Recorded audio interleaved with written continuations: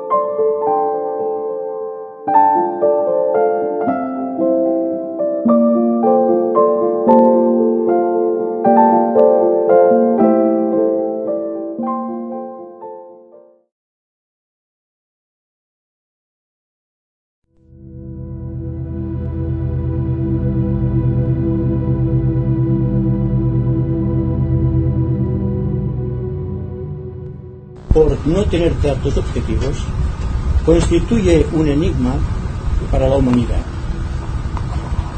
La ciencia está tratando en la actualidad de penetrar el misterio de la cuarta dimensión. Esto significa de que en un universo septenario como el nuestro, en el cual existen 7 misterios a desarrollar o a comprobar, estamos solamente hurgando en el misterio de la cuarta dimensión, que todavía tiene su origen en el mundo físico. Puede ser que es una prolongación etérica del mundo físico.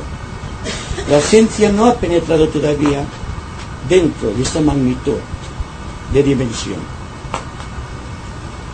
Tengo también que repetir, como siempre lo hago, que conversación esotérica derivada de esoterismo significa que todo cuanto podamos desarrollar como idea fundamental, como idea intelectual, que es como debemos hacerlo, habrá un sinnúmero de razones que no podrán ser comprobadas y que por lo tanto se exige al que está escuchando una dosis de intuición, o al menos de una sincera y bien educida e inteligente duda, para no aceptar ciegamente cualquier cosa que se le presente, pero tampoco para negar a priori todo cuanto se puede decir por el solo hecho de que el intelecto no puede registrarlo.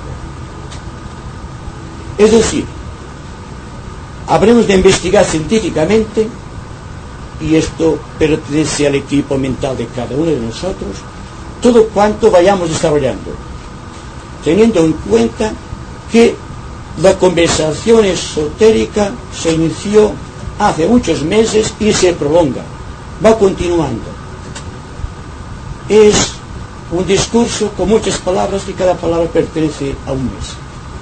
Por lo tanto, hago hincapié siempre una pequeña reproducción de lo que se dijo en el mes anterior para poder seguir un poco más claramente lo que se pueda ir diciendo ahora.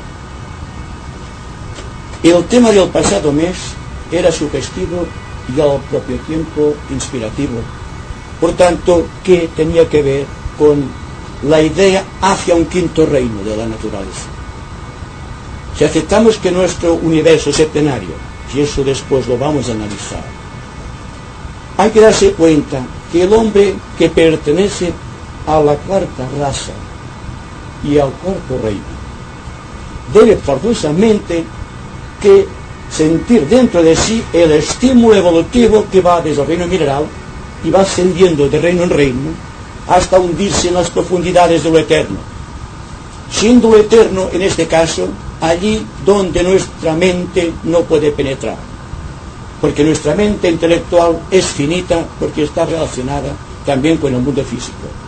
Por tanto, nos faltan todavía muchas células a desarrollar en el cerebro y muchas parcelas de la mente donde desarrollar también nuestro intelecto superior, o, si ustedes lo prefieren, nuestra mente abstracta. Hacia el quinto reino llegamos a la conclusión de que si realmente la evolución es un hecho en la naturaleza y que todo va progresando hacia este centro omega, del cual nos habló Teilhard de Chardin, siendo todavía esta idea empírica un centro en el universo, hacia donde tiende todo ser humano, todo propósito de ser y de realizar, tiene que encontrarse constantemente con el peligro del intelecto, que no se decide todavía a penetrar en el misterio de este quinto reino, del cual vamos a hablar y al cual nos referiremos de hoy en adelante. Así, si admitimos la evolución y que al reino mineral, por una transformación alquímica de la naturaleza, da vida al reino vegetal, y si éste da vida al animal, y el animal se convierte con el tiempo en un ser humano, hay que admitir lógicamente que a partir del cuarto reino existe otro reino de la naturaleza. Quizás será este reino al cual Cristo definió el reino de los cielos. Posiblemente será así, en cuanto no tenemos ninguna nota descriptiva y objetiva donde apoyar nuestro intelecto actual. De esta manera, siguiendo la ley evolutiva, vamos a tratar de investigar lo que es este reino y cómo vamos a introducirnos en este reino, siendo el tema de la conversación de hoy los requisitos o la ley selectiva que permite penetrar en el quinto reino de la naturaleza. Este quinto reino tiene que ver precisamente con el dominio absoluto de ciertas dimensiones todavía en estado de latencia dentro de nosotros, significando con ello que falta todavía un gran espacio dentro de la mente que descubrir y también dentro del corazón, donde todavía no hemos destilado el propósito de vida necesario para poder investigar más allá del intelecto.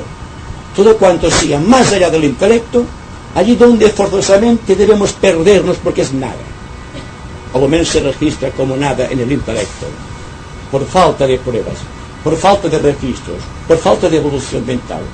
Entonces hay que evolucionar en otro aspecto, y el aspecto que vamos a investigar es el intuitivo, teniendo en cuenta que actualmente la sociedad, tal como está constituida, tiene que cambiar forzosamente, por dos motivos principales.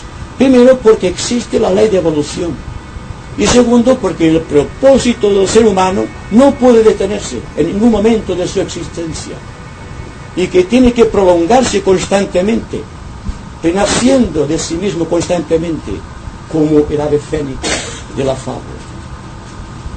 Porque realmente todo cuanto vayamos realizando en esta dirección, en este aspecto, no es ni más ni menos que seguir algo natural, algo que se ha realizado siempre, pero que nosotros quizá, porque es una cosa tan natural, no le hemos prestado la debida atención. Hay muchos hechos en la naturaleza que no tienen una descripción posible. Por ejemplo, el misterio de que ustedes pueden escuchar mis palabras. No se ve nada, ustedes registran simplemente. La vista no puede registrar lo que registra el oído. Entonces, si hay cosas que del mundo físico no podemos dar una explicación, como por ejemplo podemos dar la definición exacta de un color, ¿está nuestra mente capacitada para decir la diferencia que existe entre el color blanco y el negro, o entre el negro y el azul o el verde? Nos faltan elementos de juicio. Estamos dentro de la infancia todavía de lo que es la investigación del quinto reino. Y dentro de este quinto reino existen forzosamente las dimensiones del espacio. Y en este punto de vista de que nuestro universo septenario hay que indagar siempre hacia adelante, sin temor, y dejando que las espirales de nuestra mente se vayan perdiendo en el espacio sideral. De la misma manera que una columna de humo que es negro y denso al principio se va extendiendo en el espacio hasta que aparentemente llega a formar parte del propio espacio. Pues eso es lo que se precisa en la nueva era, en esta era de tremendos cambios psicológicos y sociales en la humanidad, en que podamos realmente sentirnos inflamados de un propósito de ser y de realizar que se escape por ética, por intención, por poder, de lo que es habitual, de lo inmediato. Y entonces proyectar la mente hacia la lejanía, hacia la perspectiva más lejana, para escuchar allí el más lejano de los gritos que nos están hablando de compasión y misericordia social, lo cual prácticamente es todavía inexistente en la Tierra. Así que no solamente la investigación tiene que tener un aspecto científico, sino que tiene que ser de ética, de moral, de interés por saber qué es lo que realmente estamos buscando y por qué este sentido proyector hacia adelante. Sencillamente hay un polo positivo de gran atracción, un gran protón central, diría yo, quizás sea este sentido que le da de llave sartén al centro omega, que atrae a toda la humanidad hacia aquel punto, un punto en concreto, hipotético, solo existe dentro del propósito. Y cuando este propósito todavía no tiene una objetividad perfecta, no puede ser dicho como una investigación científica. Hay que dar un amplio margen a la intuición. Y esto es lo que quisiera que ustedes tuvieran en cuenta cuando estamos conversando. Que hay que dar margen a la intuición y que todo cuanto el intelecto se resista a admitir, que exista una razón más profunda que permita la atención sin pensar, sin detenerse, sin resistencia, para ver dónde podemos llegar. Porque naturalmente, si hablamos del quinto reino, y si hablamos del paso obligado que hay que dar, y si estamos diciendo que ahora, en los albores de esta nueva era, la humanidad no puede admitir ya ciertos tópicos del pasado, no puede apoyar su razonamiento simplemente en la mente intelectual, sino que tiene que ascender constantemente y sin detenerse en ningún momento hacia estas zonas aparentemente desconocidas, pero que en ciertos momentos pueden ser captadas por la intuición. Entonces también dejaremos dentro de nuestra mente, de nuestro cerebro y en las parcelas más ocultas del corazón, unos espacios vacíos que podrán ser llenados con la nueva fuerza que iremos invocando. Así que siempre tengo interés en decir, todo cuanto ustedes no puedan penetrar intelectualmente, dejen que sea el corazón el que vaya siguiendo la idea. De esta manera seguramente verán como algo se produce, porque realmente, aunque me esté apoyando en datos científicos, el lenguaje tiene que ser forzosamente abstracto, porque solamente así como podemos comprender las cosas elevadas que pertenecen a otra dimensión superior. Fíjense bien solamente en el aspecto septenario de nuestro universo. Pasaremos simplemente un poco por encima. Hay que admitir, tal como nos dice el esoterismo, que nuestro sistema solar es solamente la séptima parte de un sistema cósmico.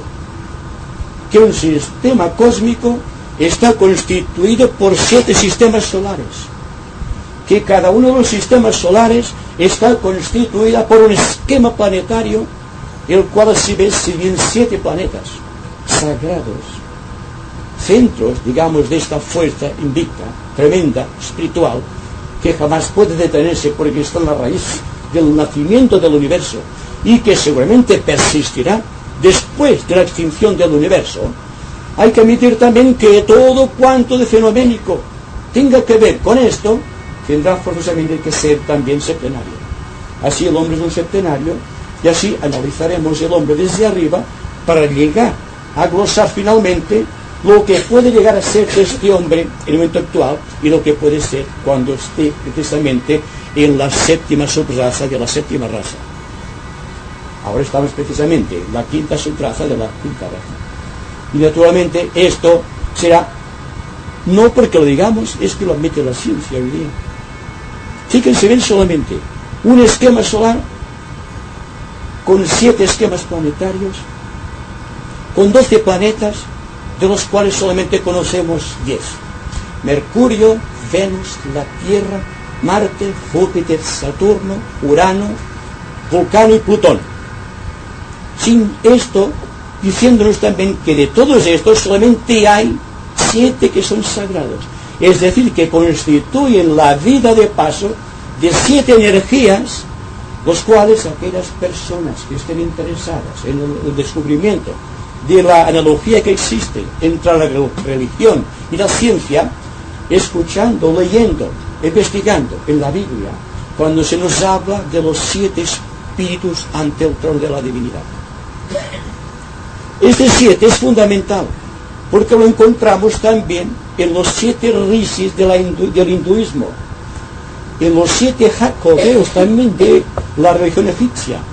Todo lo tenemos siempre predestinado. Porque son 7 días, por ejemplo, los 7 espíritus ante el trono, los 7 rayos, los 7 planos del sistema solar, las 7 dimensiones del espacio, los 7 planetas sagrados, los 7 reinos de la naturaleza, por causa de las 5, los 7 shoanes o señores del rayo, las 7 iniciaciones, los 7 yogas o senderos para llegar al 5º reino, del cual nos ocuparemos precisamente, los 7 chakras o 7 centros etéricos, las 7 glándulas endocrinas, los 7 días de la semana, cada cual reciente por un planeta, como ustedes saben, los 7 colores del espectro solar, las 7 notas musicales o sonidos creadores, del cual nos ocuparemos el próximo mes, hablando de los mantras y del poder de los mantras en lo que llamamos magia, y los 7 tipos psicológicos humanos. Intervienen en la política, en la filosofía, en la ciencia, en el arte, en la religión. Todo cuanto significa una actividad del hombre está regido precisamente por uno de esos tipos. Es decir, que nos encontramos con 7 tipos psicológicos dentro de la humanidad, siguiendo idéntico propósito, siendo este propósito el deseo de penetrar en el 5º reino. De no ser así, la evolución se paralizaría. Todo cuanto estemos investigando en la actualidad tiene que ver precisamente con la entrada a este reino. El mes pasado hablamos de escuelas esotéricas que se dedicaban exclusivamente a preparar a todas las personas preparadas para penetrar conscientemente en este 5º reino de la naturaleza. Hablamos de los asramas de la jerarquía, como los vestíbulos de la casa del Padre, tal como se dice también en el libro de los sabios, este libro fundamental que se llama el libro de los iniciados, y que, partiendo del más moderno de los Vedas, el Upanishad, y cuando en uno de aquellos artículos memorables del Bhagavad Gita se nos habla de Krishna y Arjuna, también se nos habla de los 7 ángeles que protegen a Arjuna, cuando está inspirado por Krishna. Entonces, esto tiene forzosamente que hacernos pensar, que hacernos sentir de una modalidad nueva, buscando constantemente las vías de acceso a este reino de la naturaleza. Así que, tal como aparece la humanidad, buscando ya la superación dentro de las características humanas, vemos que existen personas corrientes, que existen dentro de la gran profusión de seres humanos, unas personas que están más imbuidas o más caracterizadas por un espíritu de investigación concreto, y otras que buscan la superación en un mundo divino, abstracto o místico. Esto no importa, porque dentro de una rama, dentro de un grupo de selectividad de la jerarquía, existen precisamente personas de ambos tipos de rayo, los cuales tienen que ver con el camino individual para penetrar en este reino al cual nos estamos refiriendo. Vamos a analizar el asunto de una manera sistemática. La gente preparada de la humanidad, ¿cuáles son? Los intelectuales, las personas cuya ética es del servicio creador, los artistas, los políticos, los científicos, los psicólogos, los filósofos o los economistas. Todos tienen su razón de ser, porque pertenecen precisamente a una de estas 7 ramas de la psicología, que permite que a través de este antacarana, o de este hilo de luz que va de su mente y de su corazón hacia arriba, llega un día a conectarlo con estos puntos de luz que están dentro del quinto reino.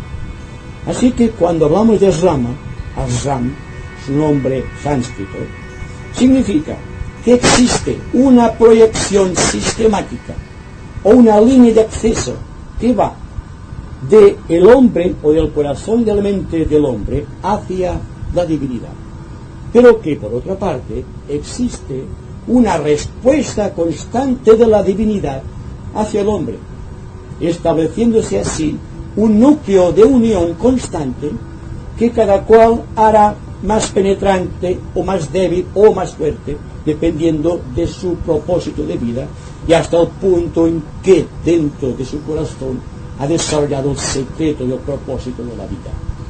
Llegados a este momento así, vemos que todos tenemos nuestro lugar en una escuela esotérica, en una escuela de preparación para los misterios, lo cual parece que sea perteneciente al pasado, pero la verdad siempre ha actuado, y siempre han habido hombres que han superado las características humanas y han penetrado en el reino. Tenemos indicios de estos seres que han penetrado en este reino, y son los que precisamente están dirigiendo ocultamente todas las escuelas esotéricas del mundo, del cual las escuelas conocidas, quizá esta sea una, están llevando su participación activa. De momento podemos decir que cada uno de nosotros está capacitado dentro de un nivel actual de capacitación técnica o de capacitación moral para tomar en su poder uno de esos rayos para penetrar en este punto inaccesible de contacto, este antacarana de luz.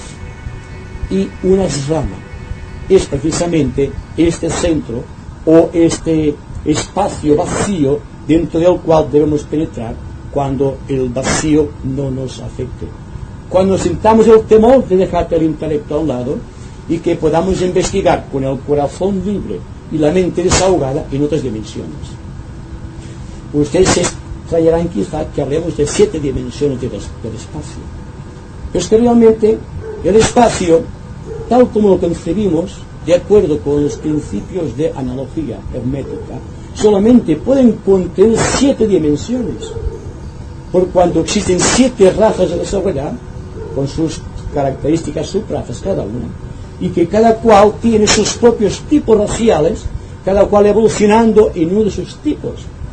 Y nosotros que pertenecemos a la quinta subraza de la quinta raza, y que según se nos dice, estamos en la 4ª cadena de una de estas antes espirales, quizá en este 5 de la quinta raza, y en esta 4ª ronda se halla el misterio del nacimiento del hombre, los 9 meses. Pero no es esto el sistema de hoy. Penetrando audazmente en el terreno, digamos, de la búsqueda, vemos que existen aspirantes de todos los grados. Hablamos en sentido espiritual. Que existen discípulos dando el nombre de discípulo no en el sentido que se ha dado en el pasado, circunscribiendo el término discípulo a aquellos 12 que, según se nos dice, fueron los que establecieron en el reino el dictado o la doctrina de Jesús de Nazaret.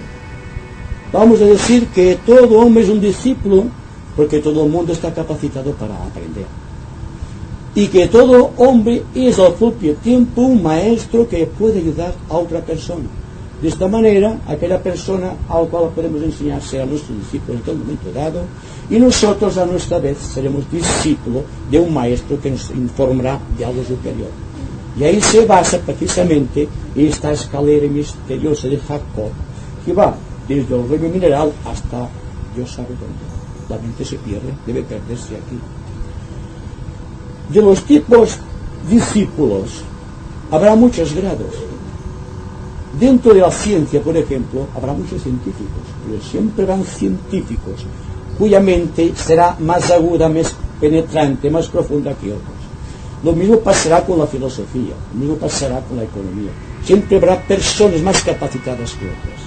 Pues bien, Supongan ustedes que ascendiendo por estos centros, o estos ciclos concéntricos, el número de 7, penetrando audazmente en la etapa que hacemos dentro del interior, con un previo vacío, llegamos a ser conscientes de algo más que conocemos ahora, entonces técnicamente nos hemos introducido en un misterio.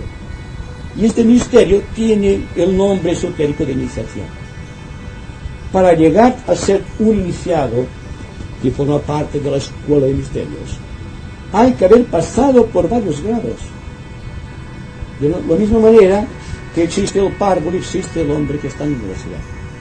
Existe un proceso de enseñanza, pero así como la enseñanza que se da en las universidades o en los centros de enseñanza tiene un cariz solamente intelectual, cuando se trata de una escuela de misterios, se le exige al aspirante a los misterios no solamente una mente aguda y penetrante, sino un corazón capaz de desarrollar el aspecto sentimiento o la sensibilidad requerida para convertirse en un elemento activo dentro de la sociedad, en un fermento social de redención, sin llegar a ser un mártir como estamos viendo constantemente, porque todo es la precipitación de hechos kármicos que inciden en un momento dado en la historia de cualquier país del mundo, sino que es una progresión sistemática que una vez se ha iniciado, cuando técnicamente decimos se ha introducido en la corriente,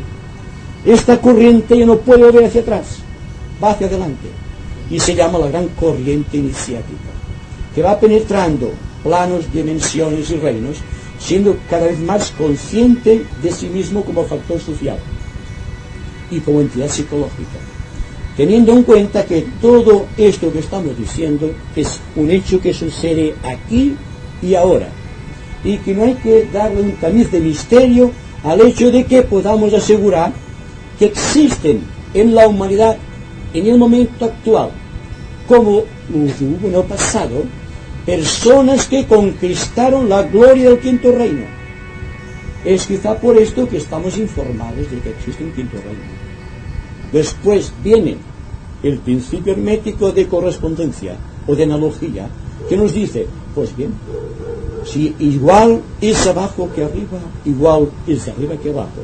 Y si el hombre es la reproducción exacta, aunque en miniatura, del gran macrocosmos, entonces lógicamente tenemos que admitir que estamos evolucionando hacia una constelación superior dentro de la psicología, al cual no estamos habituados. De ahí el tremendo cambio que debe operarse en nuestras mentes y en nuestros corazones. Debemos sentirnos inflamados por el poder del verbo y al mismo tiempo ser capaces de poder desarrollar intelectualmente este verbo. Eso significa que tendremos que deducir no solamente una intuición que nos conecta con el centro más profundo o con el Sancta Sanctorum del corazón, sino que tenemos que tener un intelecto capaz de reproducir estas ideas arquetípicas y poder entendernos con cualquier persona, no importa qué tipo psicológico. Y esto se le llama sabiduría. Solamente conocemos un estadio, conocemos el conocimiento y algo de comprensión, pero nos falta la sabiduría. La sabiduría que tiene que ver con la oportunidad de saber desarrollar intelectualmente el valor de una idea cósmica, o de una idea abstracta, o de una idea arquetípica. Porque, según tenemos entendido, existe una ley de arquetipos, y cada uno de esos arquetipos son aquellos que nos están impulsando hacia adelante. Es lo que decimos una vez: si rompemos una vasija en 1000 pedazos, en 4000 pedazos, cada uno de los pedazos tendrá una conciencia de pedazo más el recuerdo de una totalidad. Es decir, que la teoría del Dios inmanente y del Dios trascendente se halla oculta en esta idea, de que tenemos la idea primero de separación, el yo inmanente. Tenemos también una idea superior de aquella realidad de la cual formamos parte, de aquel Dios que nos informa internamente. Y entonces tenemos ya el Dios trascendente, o el yo trascendente si lo hacemos en sentido psicológico. De manera que todo cuanto estamos desarrollando en el aspecto de misterio, en el aspecto de ir avanzando hacia adelante, hacia los arquetipos superiores, no hacemos sino fusionar constantemente el yo inmanente con el yo trascendente, constituyéndose así la línea de aquello que Cristo definió su iglesia. Es decir, que aquí estamos en la iglesia, siendo la iglesia sentido de unión y no un sentido particularizado. Así podemos admitir que todos formamos parte de un propósito en este momento y que este propósito está galvanizado por el Espíritu del Quinto Reino. Si no, lo estaríamos aquí y estaríamos quizás en un espectáculo de lo inmediato, o estaríamos cavilando con nuestros propios problemas. ¿Se dan cuenta? El misterio está en todas partes y la habilidad técnica de reproducirlos también está en nosotros. Si está todo, ¿qué nos falta alcanzar? Solamente nos falta alcanzar la capacidad de abrirnos a esta fuerza. Yo creo que cuando estamos muy atentamente investigando, cuando estamos con la mente dentro de una dirección constante, tratando de comprender exactamente el valor de cada cosa, sin darnos cuenta se hace un vacío. Y en este vacío existe una comprensión misteriosa del propósito de la vida, y sin darnos cuenta ya estamos penetrando en el quinto reino de la naturaleza. Es decir, que el reino de los cielos está aquí. No hay que buscarlo fuera. Se trata de una dimensión. Si todas las dimensiones están aquí, entonces ¿qué falta? Solo falta abrir la mente un poco más y captar algo de estas dimensiones, las más inmediatas naturalmente, y proseguir hasta adelante, tratando ya de reproducir exactamente la gloria que se agita en esos arquetipos que desconocemos. Había pensado también que sería interesante que mi disertación fuese más corta para que ustedes tuviesen más oportunidad de hacer preguntas, porque nos damos cuenta después que hemos dado una idea de base de que el tiempo nos queda corto para poder proseguir investigando en estas cosas. Así que solamente daré una ojeada de conjunto a lo que quería decirles y vamos enseguida al comentario. Existen pues escuelas esotéricas y existen personas capacitadas para penetrar a través de esas escuelas en algún tipo de misterio. Este misterio no es más que la resolución dentro de nosotros de la gloria de la divinidad. Y les ruego que acepten el término divinidad no como una expresión típicamente religiosa, sino como un hecho científico. Desde el momento en que el hombre no conoce su causa determinante, que solamente está viviendo dentro de unos efectos particulares, cualquier nombre puede ser bueno para expresarte una idea básica. Me refiero, cuando hablo de Dios, de la divinidad, me refiero precisamente a esa entidad psicológica donde a la apreciación esotérica informa la totalidad de nuestro universo. Diciendo esto, y también teniendo en cuenta que estamos progresando cada cual dentro de su propia característica, a través de su propio rayo de poder, a través de su propia característica, buscando su vía de acceso a este reino al cual vamos a discutir, creo que todos tenemos la oportunidad, si es que realmente podemos descubrir dentro del corazón, para seguir audazmente este camino y llegar un día a penetrar el misterio iniciático. Ahora son ustedes quienes tienen la palabra. ¿Sí? Cuando usted ha dicho de la base, yo hago una meditación,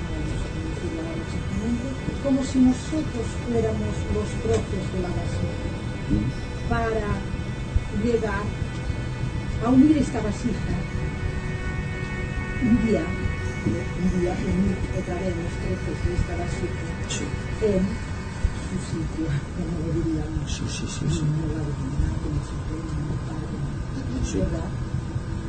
A ver, después pues esto está bien. Después he pensado si este protón del que usted ha hablado podría ser para nosotros el sol. ¿Es esto solamente?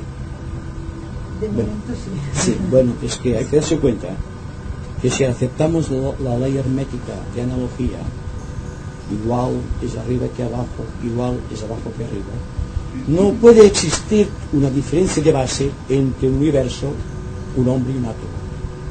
Todo tendrá su propia repercusión, su propia analogía. Por ejemplo, un átomo es un protón con varios electrones. Por lo tanto, la idea me parece acertada, porque el corazón del átomo está habitado o ocupado por un protón central o una serie de protones centrales, y que los demás son electrones que están oscilando de la misma manera que el Sol puede ser un gran protón central, y siendo los planetas los electrones que van girando a su alrededor a través de sus eclípticas particulares. Y con respecto a la meditación de lo que significa un fragmento para integrarse en un conjunto de valores, me parece muy bien que la persona empiece con una técnica muy definida de esta era, de darse cuenta ya no de que es un fragmento, sino de que es la realidad. Desde el momento en que operamos desde el punto de vista soy un fragmento, ya estamos limitando la fuerza expansiva de nuestro yo. Estamos empequeñeciendo cada vez más nuestro yo inmanente hasta constreñirlo a través de sus concepciones cerradas y no pudiendo salir afuera ni liberarse de todos esos impedimentos. Para mí, la resolución está en trabajar como si, fíjense bien, como si como técnica fuese aquello. La persona que dice, yo soy un iniciado, compórtate como iniciado y demostrarás entonces que como si yo lo fuera. Entonces, el fragmento de Dios que somos cada uno de nosotros puede integrarse un día en un conjunto mayor. Es que significa que vamos nosotros por el solo hecho de establecer la técnica de como si fuese Dios, llegar a integrarse con Dios. Quizá lograremos ampliar el campo de percepción del yo inmanente y que quizás algún día, continuando, quizá el yo trascendiente nos inundará con su paz, con su gloria, con su inteligencia creadora. A este vamos. Y de todo lo que significa, por ejemplo, yoga o meditación trascendental o como sea, no es más que un intento del yo inmanente de reproducirse o de expansionarse en el yo trascendente. Es decir, que usted está muy cierto. Hay que buscar una conciencia de unidad, más que una conciencia de fragmento. Dense cuenta que todo problema social de la humanidad es porque todos tenemos una conciencia de fragmento y no tenemos conciencia de la unidad que a todos nos lleva adelante. ¿Y cuál es esta unidad? Yo creo que es el propósito de vida. Luego la mente está predestinada del hombre a crear grandes cosas. Y estas cosas más grandes a las que se refirió el gran instructor de la humanidad. Pues bien, para mí el problema es sencillo de expresar, pero muy difícil de realizar. El hecho de que yo tenga una conciencia de fragmento y sepa que solamente dejando de pensar como fragmento poder realizar la unidad, para mí es un tremendo desafío. Pero ¿es que acaso la humanidad no es un desafío permanente? Los sistemas sociales, políticos, religiosos, económicos, no es un sistema para obligarnos a discernir, a actuar, a liberarnos. Pues bien, para mí eso es una meditación, más que encerrarse en un cuartito durante 10 minutos pensando que voy a unirme con la divinidad. Eso para mí es pasajero, en cuanto el tremendo desafío social es constante. Por lo tanto, deberemos actuar el yoga constantemente, siendo el yoga simplemente un nombre que damos a la actitud del yo inmanente que se prolonga hacia el trascendente. Solamente esto. Y partiendo de aquí, vamos viendo cómo la vida tiene a formalizarse, a rejuvenecerse, a ampliarse, a adquirir una perspectiva de conjunto y no perspectivas inmediatas. Porque lo que afecta al hombre como fragmento es su perspectiva inmediata, sus necesidades inmediatas, mi yo, mi familia, mi trabajo, y los demás no importan. Porque claro, cuando existe la guerra en Vietnam, o existe en el Congo, o existe en Angola, no nos preocupamos mucho. Solamente nos preocupamos de la violencia cuando está en nuestro país o está en nuestra localidad. Y esto es una cosa que debemos registrar nuevamente y saber que hay que empezar por aquí. Si buscamos la unidad, hay que buscar la unidad total. Y no la unidad de mi país, o mi localidad, o mi grupo, o mi trabajo, o mi propio, o mi familia, sino que la meditación, el verdadero yoga, es social. No es algo simplemente de momento, algo que hipotético. Para mí es una realidad que el hombre está encarcelado por su propia mente y sus propias conclusiones, sus propios puntos de vista, todo cuanto signifique para él algo que tiene que ver con él, algo que está apegado a él y él apegado a aquellas cosas.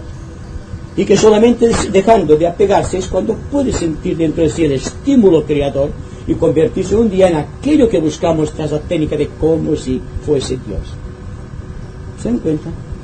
Es sencillo de explicar, pero cuán tremendo difícil es esto de poder realizarse. Me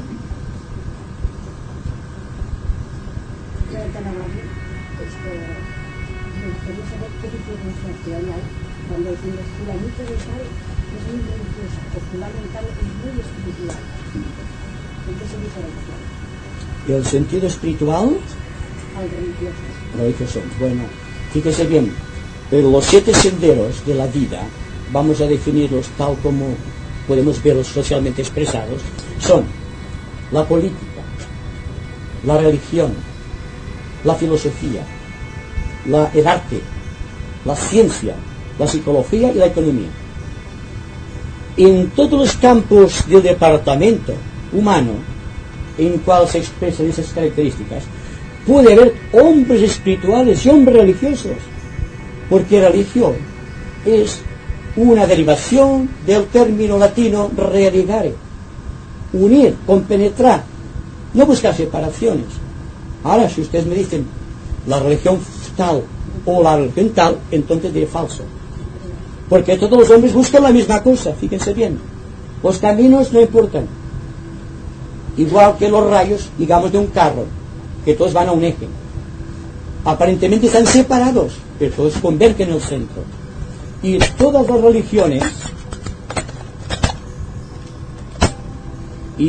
las religiones están buscando el reino de Dios, o el quinto reino, dense cuenta. Es el pez que se muerde la cola. Constantemente vamos al mismo sitio.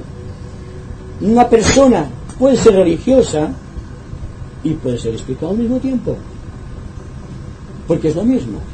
Espiritual viene de espíritu. Entonces, espíritu es la inmortalidad, es aquel ser que está en nosotros, del cual no sabemos prácticamente nada, y se llama vida. La vida viene de no sabemos dónde, pero la actualizamos, la sentimos, y cuando digo yo siento la vida, estoy hablando del espíritu. Y cuando digo estoy pensando, estoy sintiendo, estoy investigando, hablo de la conciencia, me refiero al alma. Y cuando estoy actuando y soy consciente de mi actuación, es mi cuerpo el que está actuando. Ya vemos cómo todo se define en el Padre, el Hijo, el Espíritu Santo, en Shiva, Vishnu, Brahma, Oriolisis, Osiris, Horus, de todas las religiones, porque todo está dentro de este trino esencial. Lo que interesa, siempre digo lo mismo, que cada cual se comporte correctamente dentro de la propia religión. Es decir, podríamos decir que se comporte leal y espiritualmente dentro de su religión, y nunca chocará con otra religión, porque naturalmente no buscará el proselitismo, sino que buscará un estadio de ser por sus propias características místicas o religiosas, para buscar el quinto reino, el nirvana, el satori, el zen, por ejemplo, o bien el reino de los cielos, o el reino de Dios, es lo mismo. Son nombres con los cuales expresamos la finalidad del hombre aquí en la tierra. Si no, ¿para qué hemos venido? ¿Se dan cuenta? Es un desafío constante. ¿Para qué hemos venido? Esa es la pregunta. Es el ser de nosotros. Pues el hecho de que estén aquí quizá les resuelve en parte esta pregunta. ¿Por qué están aquí ustedes? Están porque están investigando en el quinto reino. Si no, no estarían aquí. Ni yo tampoco. Todos somos entonces discípulos de una escuela esotérica, no dándole ningún lugar definido en el tiempo ni en el espacio, sino como un estado de conciencia particularizado que intenta llegar a la propia conciencia de la divinidad. Y para mí esto tiene unas consecuencias incalculables dentro del mundo social del momento, en el cual existe, como ustedes saben, ideas antiéticas y antigónicas por cuestión de principios separativos. Es como el fragmento y otro fragmento de aquella vasija enorme de la divinidad. Estuviesen luchando entre sí buscando la conquista del reino de Dios. Eso es falso. Solamente tratando de ajustar todas las piezas de este rompecabezas inmenso se puede gozar de una totalidad, teniendo la conciencia de que todos estamos realizando una parte de esta totalidad, siempre y cuando no luchemos ni reaccionemos. ¿Qué es lo que pasa actualmente? Pues si no fíjense ustedes, en política, en economía, en religión, en filosofía, en todo hay una separación sistemática del hombre y del hombre. Y sin embargo, solamente hay un principio desarrollado, un propósito, un secreto y un objetivo. El propósito de ser, el secreto, la iniciación, el objetivo, el arquetipo. Siendo el arquetipo de la mente, la verdad. Buscamos la verdad por la mente. Y con el corazón buscamos la bondad. Y con el cuerpo tratamos de establecer relaciones armónicas a través de la belleza, a través de un equilibrio. Es decir, que todo cuanto estamos investigando es algo actual. No estamos buscando algo hipotético, algo que pertenece a otra esfera, no. Estamos hablando desde un punto de vista muy lógico que admite que existe una teoría de evolución, y esta existe, no porque lo ha hecho Darwin u otro, sino porque se ve. Porque si no todavía estaríamos en el mundo de las cavernas. Estamos en el siglo XX y tenemos la televisión, los transportes aéreos a gran velocidad, conocemos todas otras cosas, las computadoras electrónicas, y naturalmente tenemos una serie de cosas prácticamente desconocidas en tiempos de Cristo. Por esto dijo, vosotros haréis cosas más grandes las que yo he hecho. Es lógico. Cristo es un hombre lógico, una mente supremamente lógica, que veía la evolución y por lo tanto veía los progresos de la ciencia, del arte, de la cultura de los pueblos y de las personas. Así que estamos aquí precisamente tratando de comprender algo más de lo que conocemos actualmente. No porque lo diga yo, sino porque el contacto es el que favorece la salida del yo inmanente hacia el yo trascendente.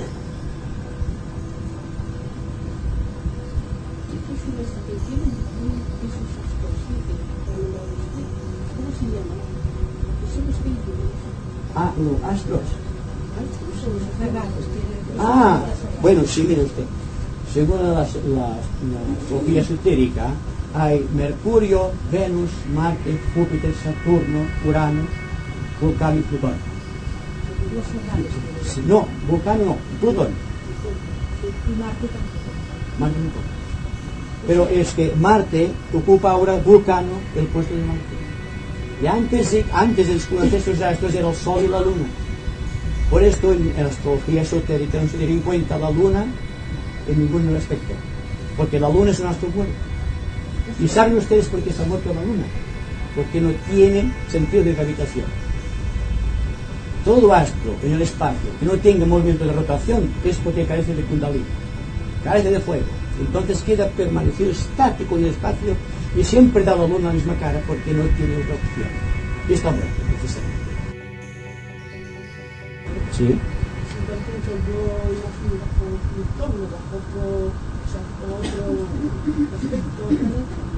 Sí, sí. Es claro, con la información que traigo, con el pasado, probablemente, pues, quiero decir, sí, uno servirá para evolucionar el punto. Bueno, sí, naturalmente, es que la evolución, si es permanente y constante, el hecho de estar influenciado por un planeta es que realmente estamos influenciados por muchos planetas, porque todos los cuerpos tienen un campo magnético, desde el electrón más infinito o más ínfimo hasta el Sol más infinito. Todo tiene su campo magnético. Cuando el campo magnético suyo puede establecer contacto con el área magnética de un ser, o de un ser, digamos, psicológico de su alrededor, usted se siente influenciado. Usted siente que aquella cosa le ayuda o no le favorece. Pues bien, dentro del universo existen las mismas reacciones de simpatía y de antipatía, debido a la ley de polaridad, hermética también la ley de polaridad. Es decir, que unos estamos influenciados en bien o en mal, pero no depende del astro ni de la persona, depende de nosotros. Ahí está lo que fallan muchas personas. Yo tengo una cuadratura o tengo un trígono de cualquier astro, y esto me favorece. Yo digo, bueno, también hay un axioma astronómico que dice, las estrellas no obligan, aunque te inspiren, nunca te pueden obligar, porque existe aquello que está en nosotros. Si ya empezamos con una conciencia de fragmento, es que estamos conscientes de que estamos rodeados de una serie de campos magnéticos que nos afectan en bien o en mal.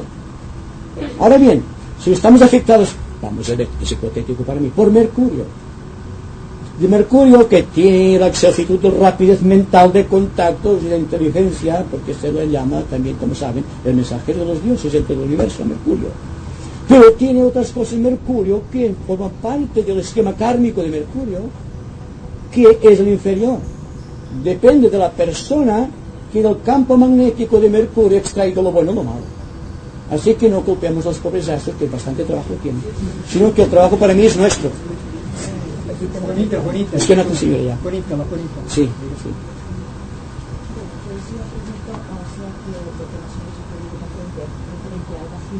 Sí. O sea, que el vacío somos nosotros. Porque si nosotros ya por intuición, por estudios y por lo que sea, captamos, ya no hay vacío. Sí. O sea, que el vacío somos nosotros. Sí, sí, que se ve. Sí. Es que realmente el término vacío no es el término de nada. No existe la nada. Existe siempre una energía que desconocemos. Ahí estamos con la teoría de las dimensiones. Actúan sobre la Tierra actualmente y siempre han actuado fuerzas que desconocemos. Quizá el desconocimiento de ciertas fuerzas cósmicas manifestado a través de ciertas dimensiones desconocidas es lo que ha engendrado el temor. Y el temor ha engendrado la religión, porque el hombre cuando tiene temor tiene que buscar una seguridad. Y esa seguridad debe buscarla en cualquier lugar, con tal que se sienta tranquilo. Ahora bien, si yo le digo a usted que para llegar a dejar la conciencia fragmento, debemos dejar todo cuanto se relaciona con el fragmento, o desapegarse todo cuanto se relaciona con nosotros, para poder penetrar en ese aspecto superior que es trascendente, entonces verá que se produce un vacío en el interior de la persona. Pero ¿quién resiste a la soledad de ese vacío? Otro desafío de la conciencia. Cuando nos falta la mente tenemos temor. De ahí que el temor que engendra que precisamente está creando esta costra del yo, o esta mente entorpecida, incapaz de reaccionar ante la verdad. Cuando se produce un vacío dentro de mi corazón, ¿qué pasa? Incapaz de resistirlo, tengo que ir a la religión o a cualquiera que me consuele cuando estamos en un momento de soledad infinita. ¿Y qué pasa cuando dejemos de actuar de esta manera timorata? Cuando suspendamos el temor y nos enfrentemos con el silencio nacido de ese tremendo vacío de conciencia. ¿Qué pasará entonces? Tenemos que investigarlo.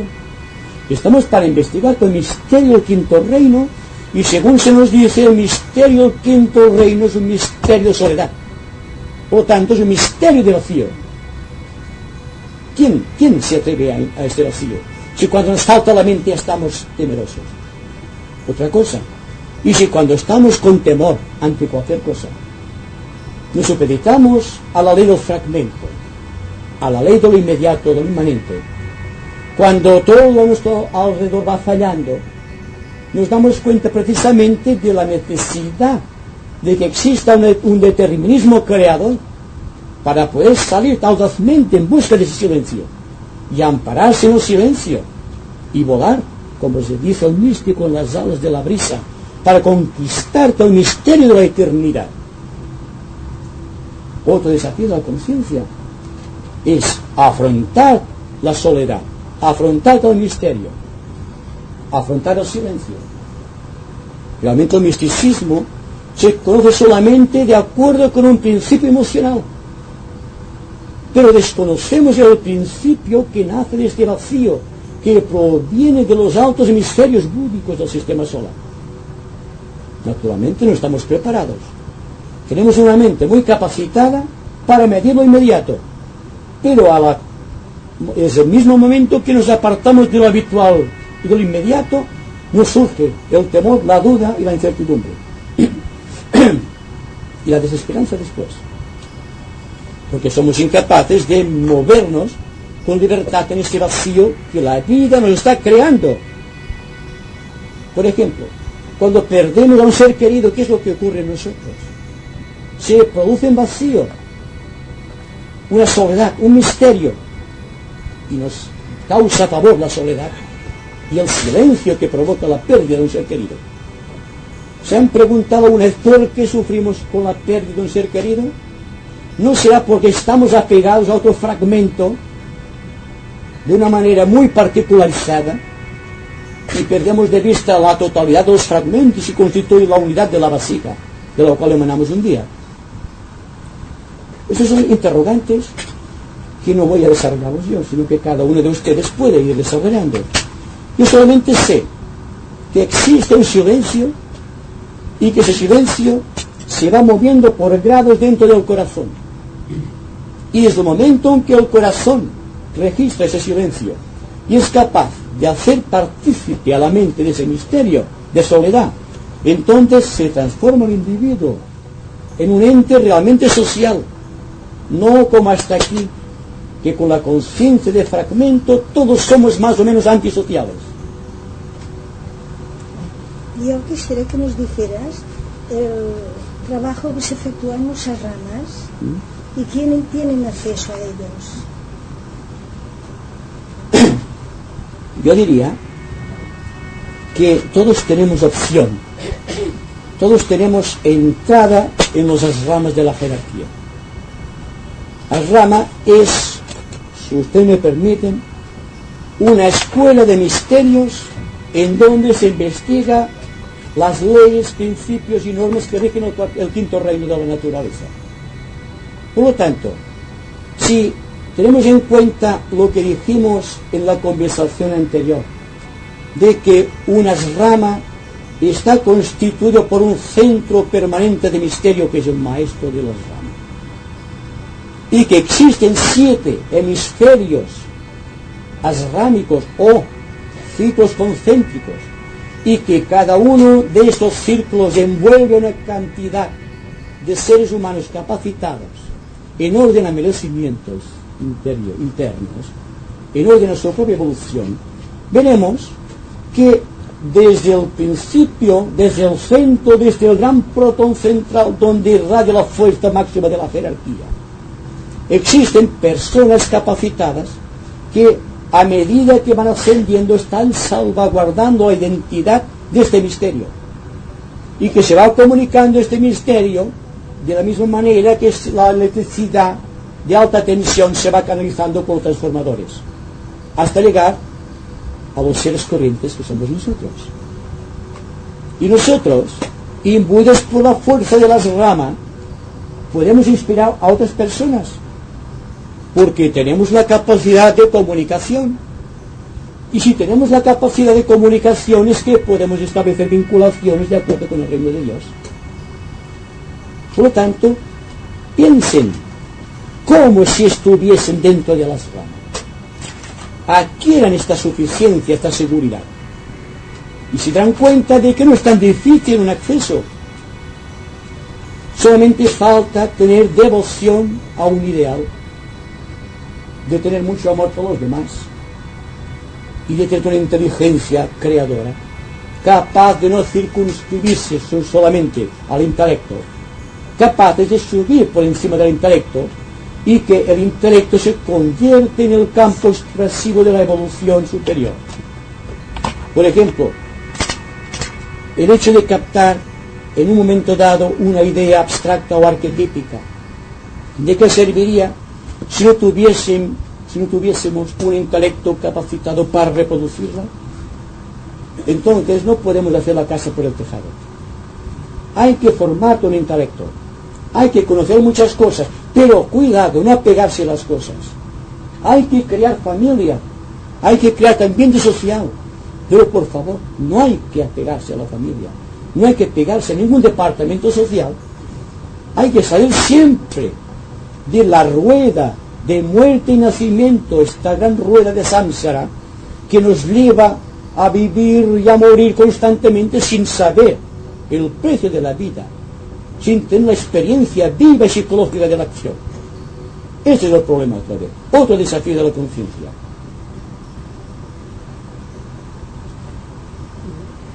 Usted. Takarana.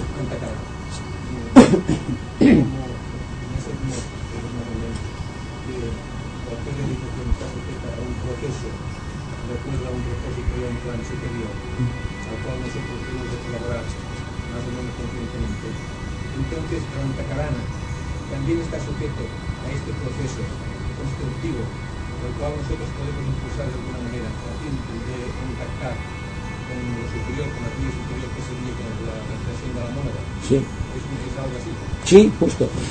Pero, como hablamos de lo inmediato, la fuerza, el equilibrio que deben hacer cuando hemos establecido el Antakarana, o sea, Antakarana, es un hilo sutilísimo de luz que creamos cuando estamos trabajando de esta manera que decimos. Y va desde la mente inferior hasta la mente superior, creando dentro del cerebro una zona de acción libre, hablando en términos científicos, creando una aura técnica, un aspecto, digamos, un campo magnético que permite que vayamos ascendiendo desde ese centro hacia el centro superior. En el terreno actual, este aspecto va desde el intelecto, simbolizado, sintonizado en el centro ajna, y conducido por la glándula pituitaria, hasta el centro sahasrara, o aquel que se manifiesta a través de la glándula pineal. Mientras estamos meditando, mientras estamos actuando creadoramente, se pone en incandescencia una parte de nosotros en este camino inmenso sendero que va de la mente inferior a la superior, y al propio tiempo está invitando al fuego de Kundalini para que ascienda por la columna vertebral. Es decir, que la Antakarana no solamente tiene efectos locales, sino que tiene un efecto con todos los centros, los 7 centros magnéticos que posee el cuerpo etérico, y al cual nos hemos referido anteriormente cuando hablamos de los 7 centros, los chakras, como se llama en lenguaje hindú. Entonces, si nosotros trabajamos desde un punto de vista fragmento, mente inferior, buscando la cualidad máxima de unidad, mente superior, o el yo ascendente, entonces, sin darnos cuenta, estamos quemando con la fuerza radioactiva de la Antakarana las parcelas del cerebro que se resisten. De ahí que en ciertas etapas de la meditación trascendental, tal como debiera ser, existe una quemazón de las células del cerebro, creando vacíos, y ahí está el vacío que temen. Porque cuando una persona se siente quemada interiormente por el fuego de Kundalini o por el Antakarana, entonces, ¿cuándo retrocede? Porque siente enfrentar la realidad. Ese temor al cual ya nos hemos referido antes no es ni más ni menos que el temor que engendra este vacío al cual no queremos penetrar.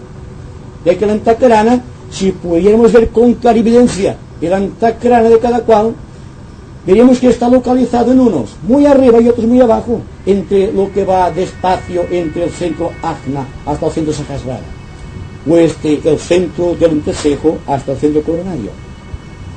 ¿Por qué? Porque la meditación, el yoga, todo cuanto estamos investigando, solamente es una parte de la vida social. Y el verdadero Antakarana total es la totalidad de la vida absorbida íntegramente por esos vehículos de recepción mental y transformando en una pequeña guía de luz de la Antakarana. Así que la Antakarana es la vida que estamos realizando constantemente en aspecto creador. Y cuando estamos viviendo creadoramente es cuando funciona íntegramente la Antakarana. Y entonces, como hemos tendido un puente entre la mente concreta y la mente abstracta, ya no hay temor de vacío, El vacío siempre la inseguridad que presta cuando miramos algo sin tener ningún apoyo. Esto es la antacarana.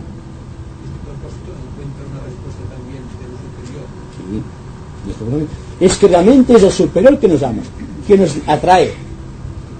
Nosotros solamente nos sintonizamos con aquella fuerza. Y cuando estamos sintonizados con esta fuerza, es cuando creamos el antacarana por el cual ascendemos. Es lo que técnicamente o místicamente se llama la escalera de Hathor.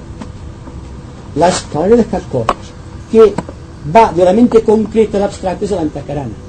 Pero existe otro antacarana para la vida mística que va desde el corazón hasta el coronario. Porque hay dos grandes senderos en la vida. Hay 7 rayos, pero solamente hay 2 grandes senderos. Hay rayos como el primero, el tercero, el quinto y el séptimo, que pertenecen a la línea mental, la que está utilizando la antacarana del centro hacia una coronaria. Y existe la línea del segundo, del cuarto y del sexto rayos, la línea del corazón, o la vida mística, que están siguiendo todas aquellas personas que no son intelectuales, son místicas precisamente. Y tiene que haber de todo en la vida. Porque de esta manera, en la profusión de características existe más compenetración, más comprensión de lo misterio enorme de la vida.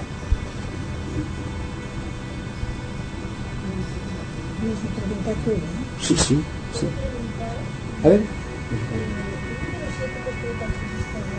¿Sí? No lo sé. Esto sí que no lo puedo decir. Puede ser una coincidencia. De todas maneras, según el día 7, tiene todas esas repercusiones, como esquema, como dimensión, como espacio, como raza, como yoga. Si encontramos 7. Ahora bien, investigar ya sería investigar en la vida privada de una persona que ha nacido el día 7. Fíjese bien, si usted nació el día 16, también es el 7. Entonces el 7 encontramos por doquier. Y si nació el 25, también tendrá el 7, porque sea 2 más 5. Entonces ya tendríamos que ir a la cábala. Si acaso podemos hablar un día de eso, pero no lo veo, vamos, muy interesante. Esto no lo afecta, creo, ¿eh? Yo quisiera preguntar sobre el tema que se ha hablado de la antacarana. Sí. ¿Hay este temor según el grado de evolución? ¿Hay más o menos temor en el ser según el grado de evolución? ¿Verdad? De la antacarana. Según el grado de evolución no debe haber tanto temor. Sí. entiendo yo. Sí. Sí, sí. Naturalmente el temor es proporcional a la inteligencia creadora. Y digamos, inversamente proporcional. A más inteligencia creadora, menos temor. Y es directamente proporcional a la inteligencia creadora. Y el temor solamente existe cuando no hay comprensión de algo. Y yo pregunto, si cuando tengo temor me enfrento con el temor, ¿qué pasará? Yo tengo temor a la oscuridad, por ejemplo. No, podemos tener temor a la oscuridad. Temor, claustrofobia, por ejemplo. Un temor a cualquier cosa determinada en la vida, pero lo admitimos como un registro, pero no como una seguridad en nosotros. No tenemos el determinismo suficiente para enfrentar aquel hecho de temor. ¿Por qué? Si estamos con temor, pero dejamos que el temor actúe, siempre hablamos y sentimos y actuamos en términos de fragmento. Pero si cuando tenemos temor enfrentamos el temor, porque la vida es un problema, y si nos enfrenta al problema, no se puede resolver.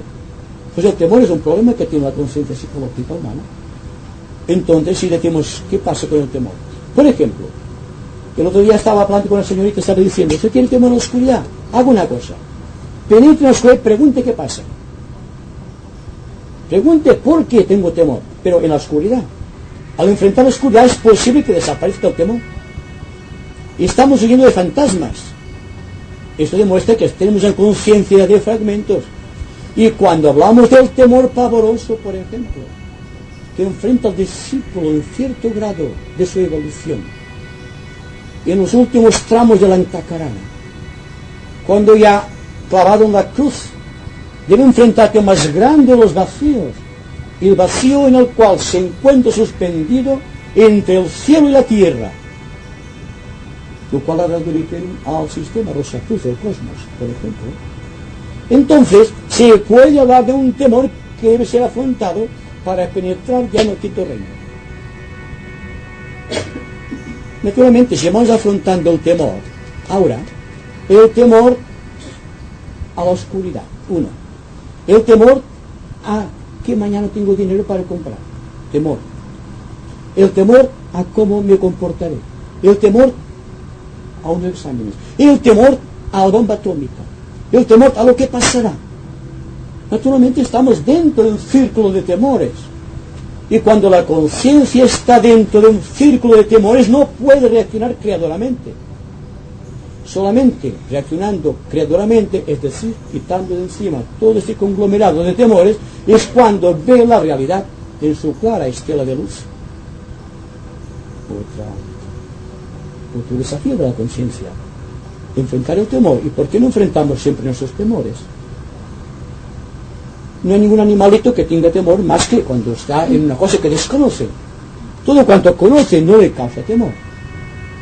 Pues el hombre reacciona igual que un animalito. Todos somos en ese caso un poco animalitos, porque todos tenemos temor de algo. Es esto lo que se sabe mal, que dentro de los lindes del cuarto reino existe temor como lógica. Se encuentra lógico el temor de mi enfermedad, el temor de que enfermos. Estamos enfermos pensando en el temor de estar enfermos. Si supiéramos la fuerza del temor sobre los órganos físicos a través de las glándulas endocrinas, veríamos el por qué todavía no se ha podido curar el cáncer. Porque el cáncer, como enfermedad vibratoria, depende mucho del estado mental del sujeto, el que sea. Y que si siempre el temor exagerado está creando el virus del cáncer. Está creando una anomalía en su cuerpo, naturalmente. Pues entonces el temor incapacita. No solo incapacita, sino que produce efectos tal como quisiéramos evitar. Produce aquello que no quisiéramos. Por tanto, la mente libre, desahogada, ¿por qué temer? ¿Y por qué temer el karma? La persona dice, es que es mi karma. Bueno, ¿y por qué es su karma? Enfrente del karma, deje de llevar el peso, o es que tengo esto, tengo lo otro. No se preocupe, tiene que afrontarlo. Afrontalo pero sin temor. Tenemos que vivir. Y la vida es afrontar las cosas sin temor. Desde el momento que afrontamos las cosas con esa seguridad y ese determinismo, el temor desaparece, entonces la vida nos soluciona por su propia cuenta, a pesar nuestro, las cosas más graves. Un momento, por de parte de un amigo de la otra vez que hablamos, Sí. quería hacer una pregunta sobre esto de la crucifixión. Sí. Si es el centro, la crucifixión representa la muerte de la personalidad pequeña, entonces hemos de hablar del mundo emocional. O sea que tenemos que olvidarnos de nosotros mismos para ascender, ¿no? Sí, claro. Esto es el centro de Sí. como la Rosa Cruces. Sí, Hay sí. que hablar mucho de este aspecto porque del yo pequeño o el yo superior, muchas personas no comprenden que es el aspecto emocional. Exacto. Y el aspecto emocional, entonces aquí están todos los deseos y todos los prejuicios. Entonces, para que la persona aprenda a vivir sin las ilusiones pequeñas, se ha de enseñar cómo debe aprender a ser creadora en otro nivel. Sí. Porque al dejar un nivel, entonces viene una zona oscura. Hay que saber enseñar cómo, entonces, al dejar unas cosas, cómo puede ya afrontar las otras. Porque hay que enseñar que el centro de la cruz es la muerte de la personalidad, pero la personalidad continuamos viviendo. Entonces, ¿a través de qué personalidad continuamos viviendo cuando hemos muerto ya en la cruz de los deseos? Hay que cultivar las cosas grandes para dejar en su justo lugar las pequeñas. Es decir, que cuando hablamos de la teoría de la cruz, ustedes saben que la cruz no es un símbolo cristiano, es un símbolo cósmico. Es el símbolo de las energías, digamos, espirituales buscando su centro de proyección hacia el infinito, pues que la persona está de pie y los animales están agachados. Entonces, fíjense bien. Eso significa siempre la evolución superior, hacia arriba. Esto la evolución inferior, las tendencias instintivas, la mente concreta y la emoción, como decía la señora. Entonces, para librarse de lo pequeño hay que cultivar las cosas grandes, lo que estamos diciendo aquí, el cómo sí. Teniendo en cuenta que el animal anda agachado por una razón principal, porque todavía no ha desarrollado el Kundalini que está en el hombre, que está prolongado buscando, cuando piensa en algo superior, está mirando hacia arriba, no mira hacia abajo como el animal. Entonces, el símbolo de la cruz es siempre el punto de intersección o la rosa, en donde las energías que buscan la divinidad se encuentran con las energías humanas. Entonces, en este punto se produce la fusión.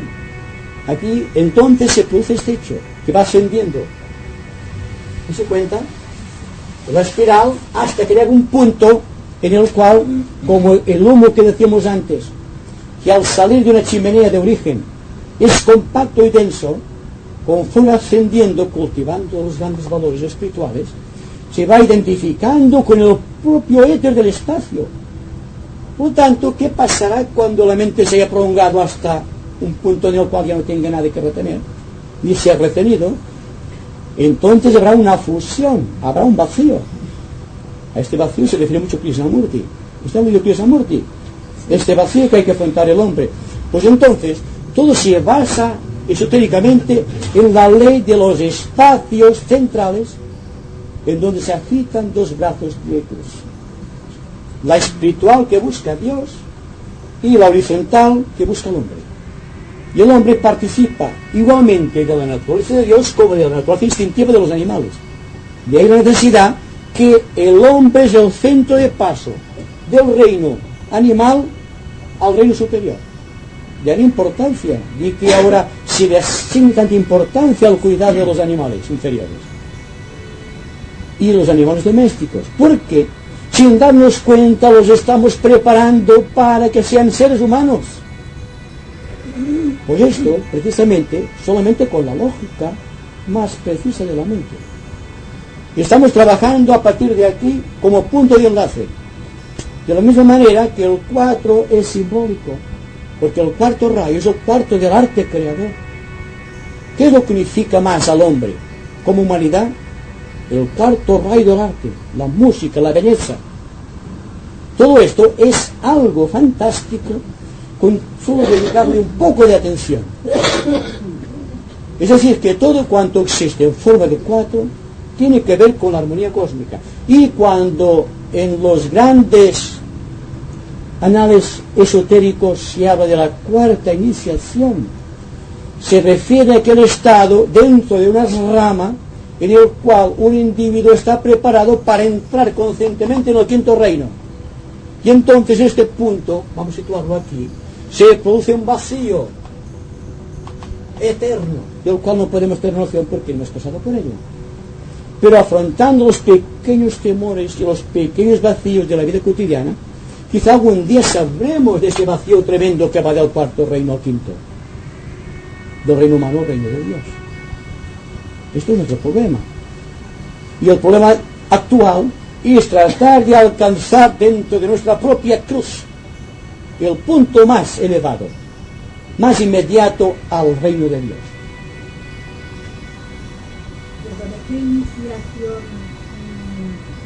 ¿Para qué iniciación está preparado el hombre dentro de, como actualmente, de la espiritualidad? ¿La tercera? Yo diría que la tercera.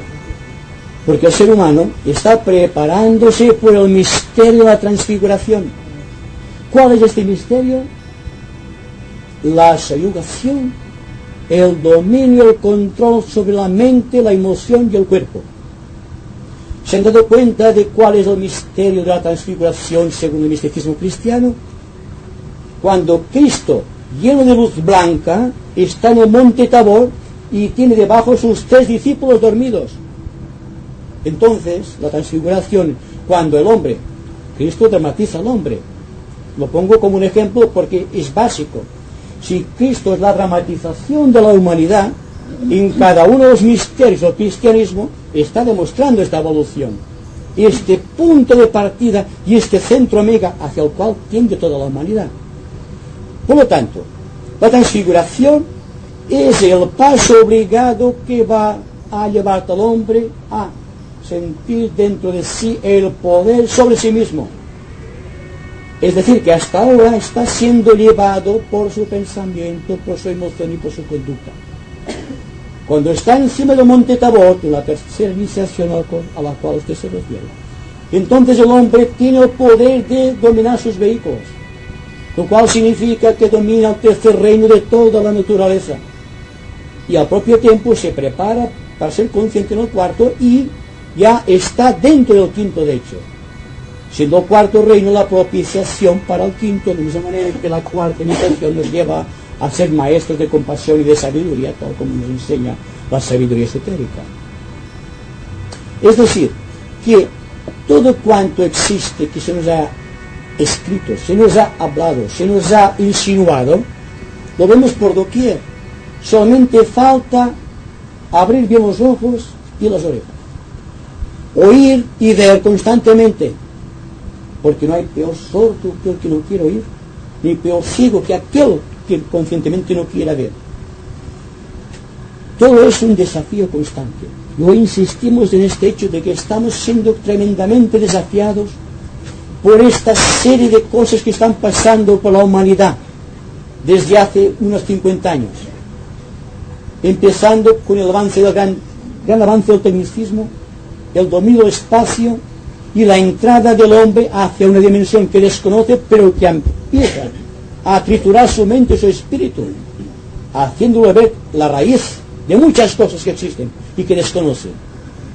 Y la ciencia, naturalmente, que solamente quiere comprobar y analizar e investigar, siempre será sobrepasado, trascendido por el esoterista. Porque el esoterista se basa en la ley de economía del cosmos y se basa en la ley de analogía o de correspondencia de vibraciones. Y si algún hecho existe, es que tiene su causa. Otra ley hermética, la ley de causa y efecto. Desde el momento que hay un efecto, la causa debe estar también en justa correspondencia, digamos, con este efecto. Y entonces crear, digamos, en el sentido de la ley, un punto de unión, un punto de contacto. No estoy preguntando a las esferas, que me parece que me han razón. Yo solamente conozco esta. Sí, hay muchas cruces. No, pero no sé teniente. Sí, la San Andrés, hay la Cruz de Malta, hay muchas cruces. La cruz mutable, la fija y la Bueno, variable. sí. Sí, hay la cruz, por ejemplo, la cruz, por ejemplo, si hacemos esto, y luego trazamos un hemisferio, tendremos el zodíaco, por ejemplo, y el zodíaco tendrá, por ejemplo, 12 particiones, pero siempre estará fija la raíz. Eso es la raíz fija del cielo. Pero además va siempre oscilando las constelaciones. Entonces, Es decir, un entre momentito. los simbolismos. Sí, es decir, que sobre un sistema solar están gravitando constantemente todas las constelaciones siderales. Aries, Tauro, Géminis, Tauro, Cáncer, en fin, todos los que ustedes conocen mejor que yo. Pero esto, el sistema solar, es inmutable. Por lo tanto, va dando vueltas y todo cuanto existe, incluso la precesión de los equinoccios, se basa en que está siempre fija. Y que lo más va como movimiento aparente, que es el movimiento que nosotros, como nos debemos al propio sistema solar, no podemos buscar esta cruz fija en todas las cosas, aunque existe de hecho. Sí, ya creo que nada. Es la cruz de movimiento, la cruz gamada. Está que la cruz gamada es la cruz de movimiento en los cielos.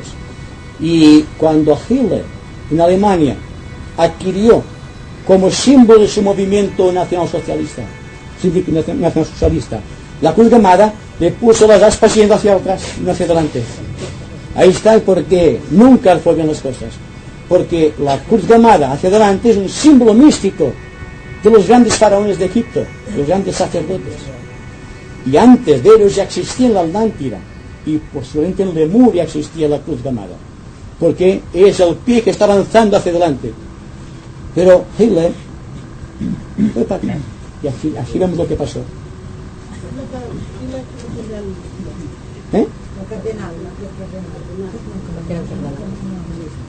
Sí, es la misma, es que todo se basa en lo mismo.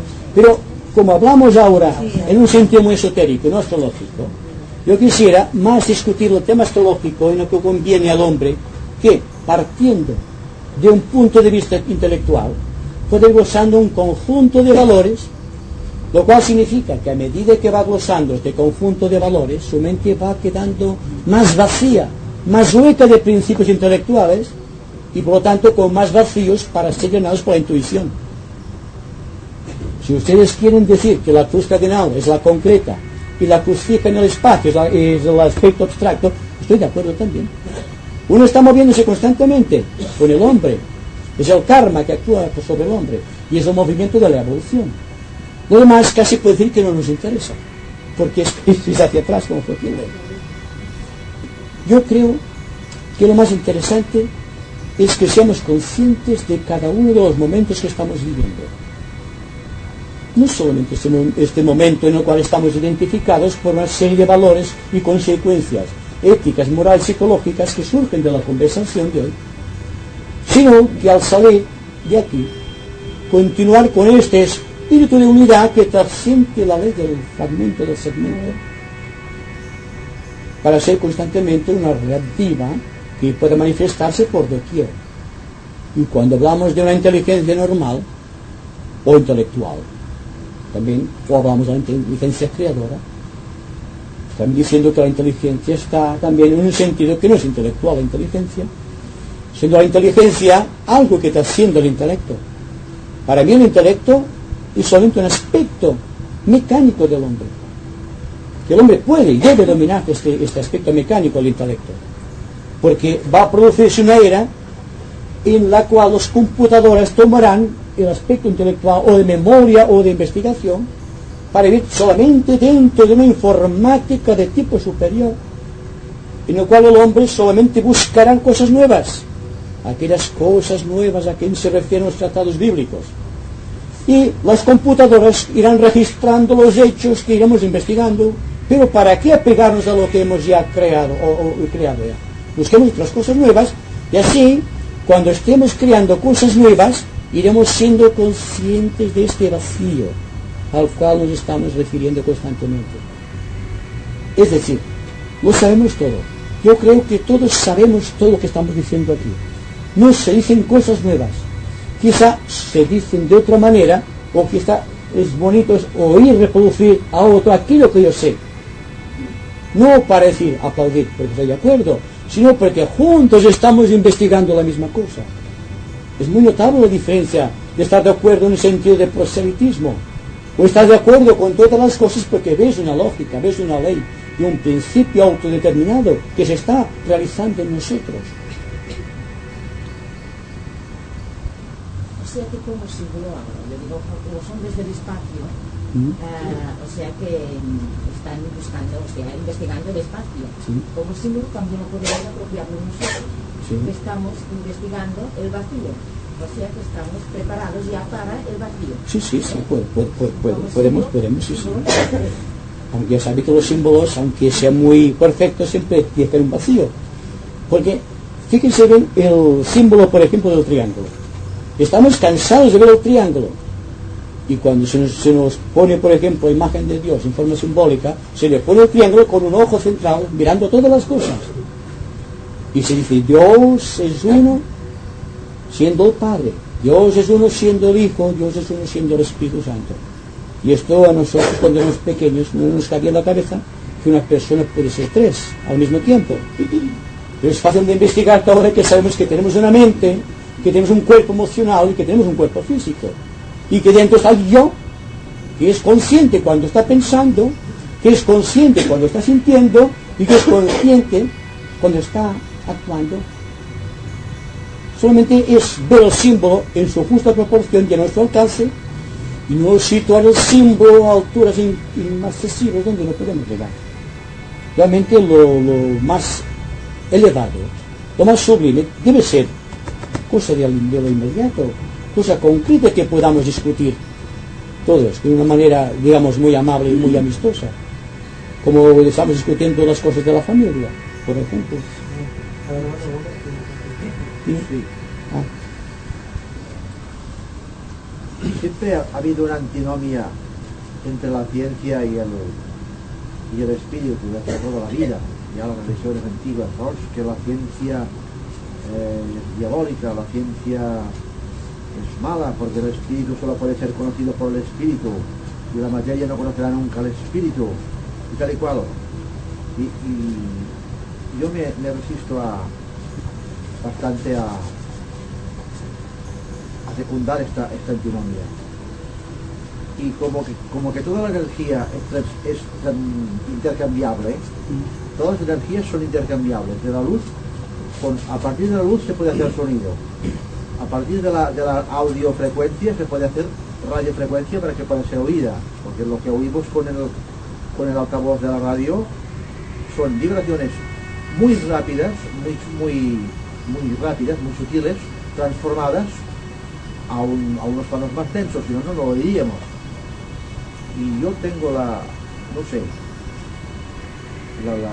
ilusión y la esperanza de que la ciencia, antes de que la raza llegue a un término medio de evolución, que pueda ser consciente ya a nivel de masa de las dimensiones ultrafísicas, que habrá llegado algún aparatito científico a dar testimonio de las dimensiones ultrafísicas de cara a la ciencia. Yo creo que algún aparato a partir de la electrónica que se llegarán a captar energías ultrafísicas y hacerlas patentes a nivel físico,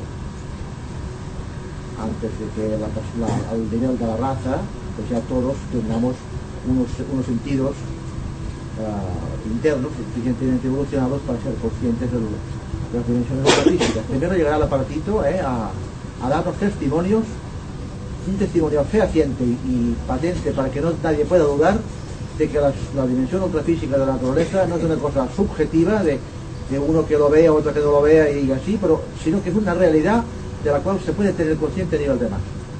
Yo creo que se llegará a inventar algún aparatito que dé testimonio de la dimensión ultrafísica. Bueno, el antimonio que citas es por falta de investigación profunda. Sabemos, por ejemplo, esotéricamente, que el espíritu y la materia son la misma cosa, que difieren en grado de manifestación.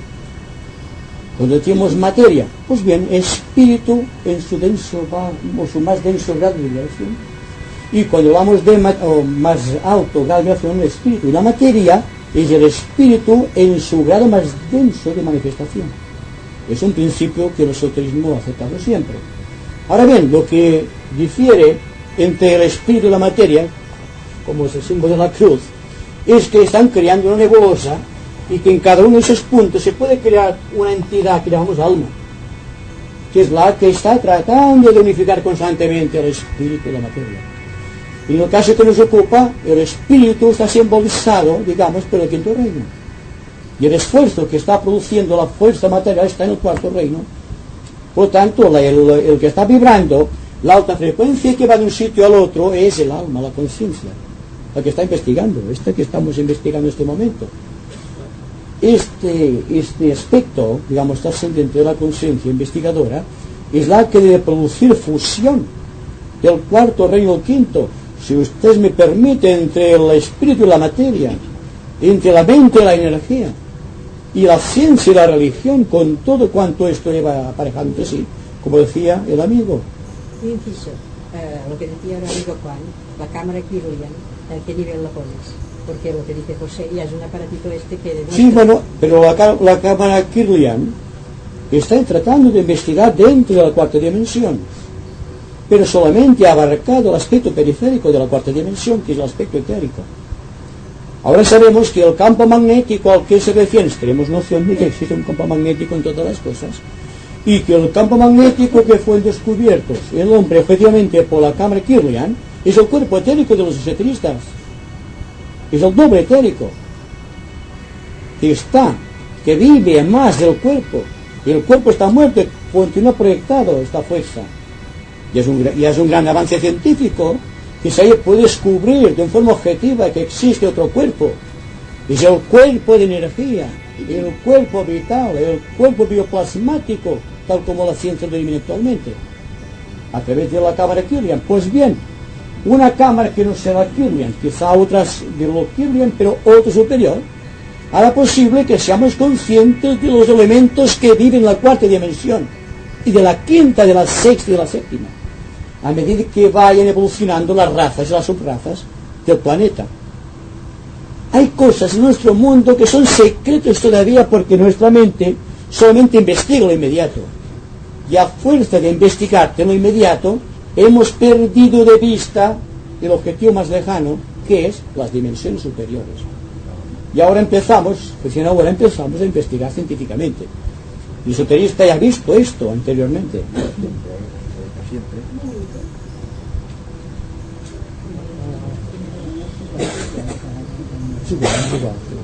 Bueno, es que yo ahora que hablaba de los astronautas que hay en la Tierra, he recordado yo que dice que algunos de los astronautas, en realidad, cuando han venido de toda la Tierra, creo que inclusive todos los periódicos lo han traído, que algunos hasta se han retirado de esta cuestión, o sea,